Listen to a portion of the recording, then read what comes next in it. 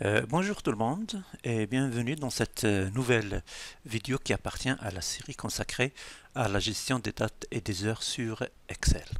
Alors dans cette vidéo, on va voir les opérations mathématiques autorisées sur les dates.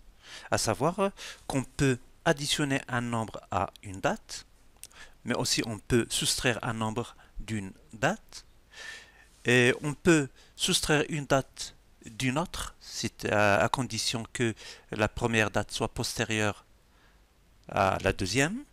Et puis on peut faire des opérations de comparaison sur des dates.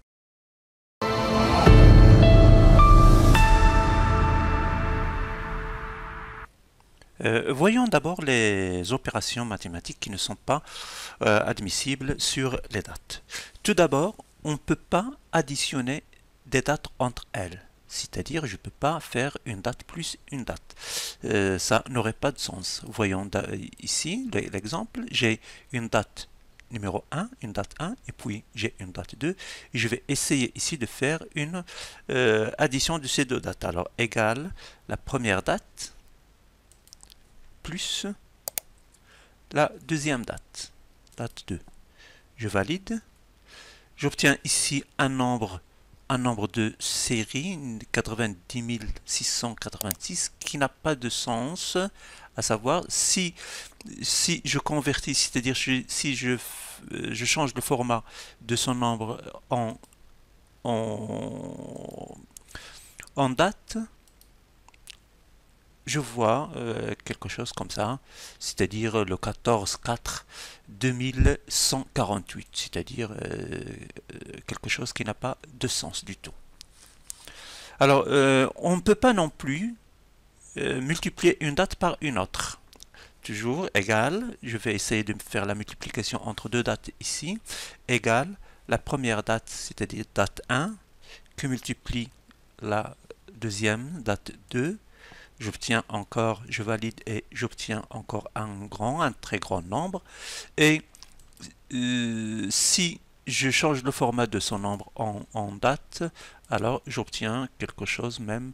Alors regardez-moi. Alors quelque chose qui n'a pas de sens du tout. Un ensemble de dièses qui dit que la date obtenue dépasse les limites de Excel. Alors donc ça n'a pas de sens.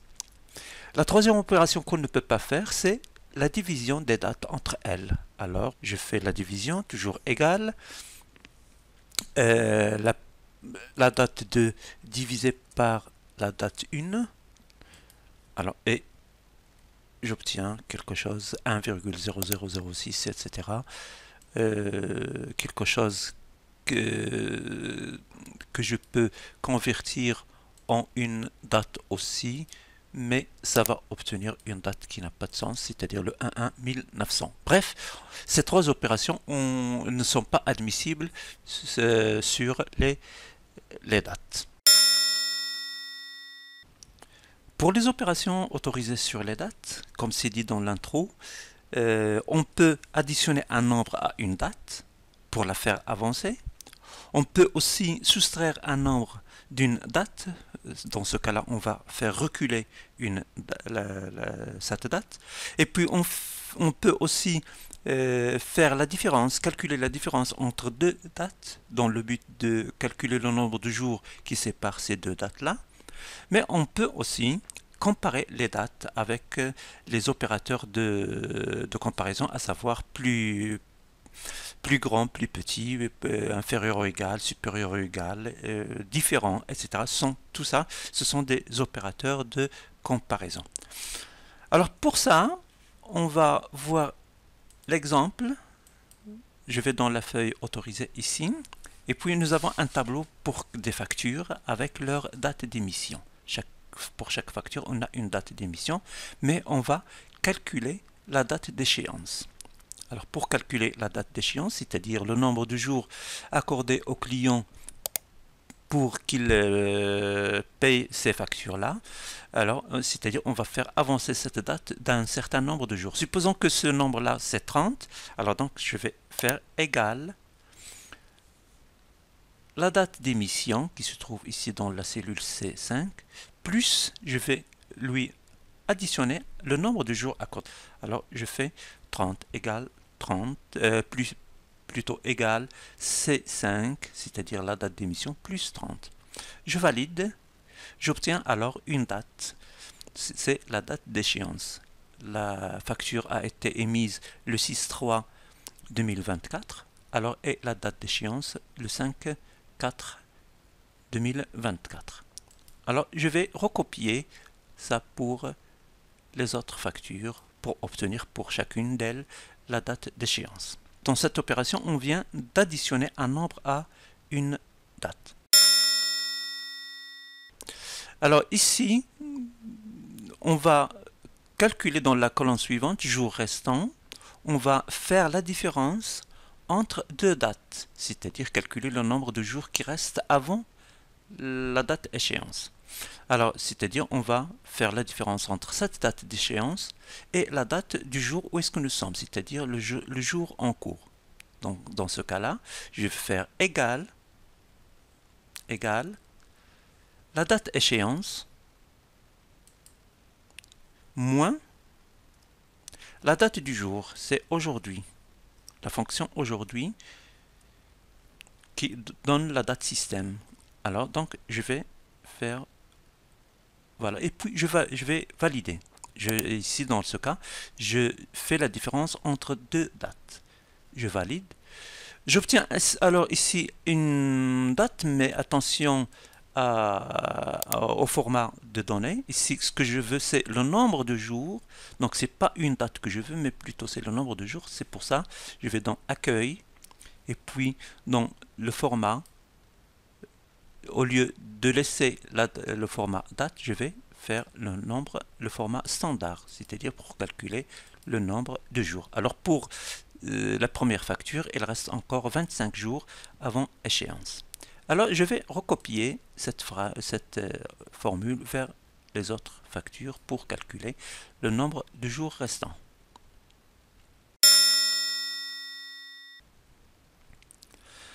Bon alors, ici on va voir comment faire reculer une date en lui soustrayant un nombre de jours. Alors supposons ici, je vais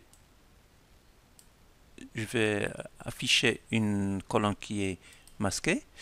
Supposons ici qu'on va revoir les dates échéances, c'est-à-dire on va les faire reculer de 7 jours. Ici, alors donc on va dans la nouvelle colonne échéance revue, on va faire un recul de date. Alors je vais faire égal la date d'échéance qui a été calculée tout à l'heure, mais je vais la faire reculer de 7 jours. Alors je vais moins 7.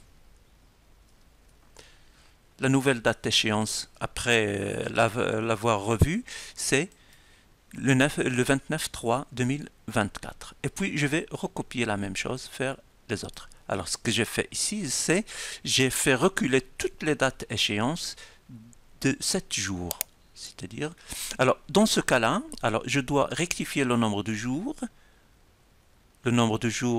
restant.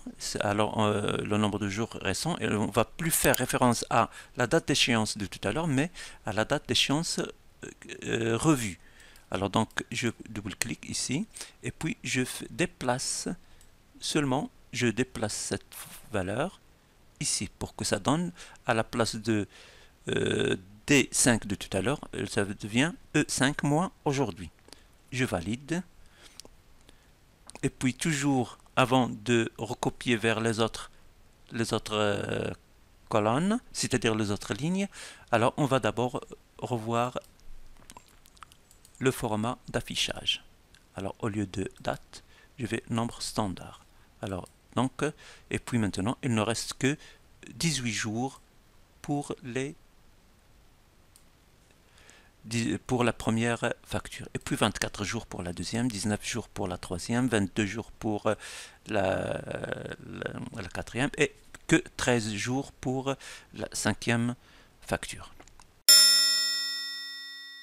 Bon, alors pour la colonne envoyer rappel, je vais comparer la date échéance, la nouvelle date revue, à laquelle je vais retrancher 15 jours, et puis je vais la comparer. Est-ce qu'elle est inférieure strictement à 15? C'est-à-dire que je dois rappeler les clients, tous les clients dont la date d'échéance se rapproche de 15 jours, moins de 15 jours. Alors donc ici, je vais faire ici dans la cellule G5, je vais faire égal la nouvelle date d'échéance que j'ai ici, moins 15 jours. Est-ce que cette nouvelle date est inférieure strictement à la date d'aujourd'hui? Alors, si c'est vrai, alors ici, vous voyez que je fais une comparaison à l'aide de l'opérateur inférieur strictement. Alors, si c'est vrai, je dois lui envoyer un rappel. Si c'est non, si c'est faux, alors je ne vais pas lui envoyer un rappel. Alors donc, je valide. Je vais obtenir ici soit vrai, soit faux. Alors, pour le premier client, je vois bien que c'est pas encore le temps de lui envoyer un rappel parce que j'ai obtenu un faux. Et ça se voit bien ici dans le nombre de jours 18, c'est encore supérieur à 15. Mais alors, pour les autres, je vais recopier vers les autres. Alors, pour tous les autres, c'est faux. Ici, c'est faux. Je ne vais pas lui envoyer un rappel.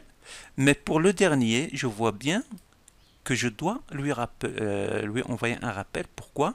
Parce que le nombre de jours restants avant échéance est inférieur à 15. C'est-à-dire que c'est le moment de lui envoyer un rappel.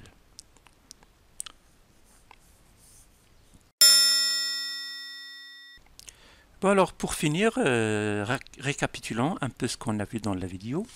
On ne peut pas additionner une date à une autre. On ne peut pas multiplier une date par une autre. Et on ne peut pas diviser une date par une autre. Cependant, rien n'empêche de faire une opération d'addition ou de soustraction entre un nombre et une date. C'est-à-dire ajouter un nombre entier ou réel à une date, ça permet de la faire avancer, ou bien encore retrancher un nombre entier ou réel d'une date, ça permet de la faire reculer en arrière. On peut aussi soustraire une date d'une autre, c'est-à-dire faire la différence entre deux dates dans le but de calculer le nombre de jours qui se sont écoulés entre les deux dates. J'espère que le contenu de la vidéo vous a plu. Dans les vidéos prochaines, on va voir qu'on peut faire des opérations beaucoup plus complexes sur les dates et aussi sur les heures à l'aide des fonctions proposées par Excel. Alors d'ici là, je vous remercie beaucoup.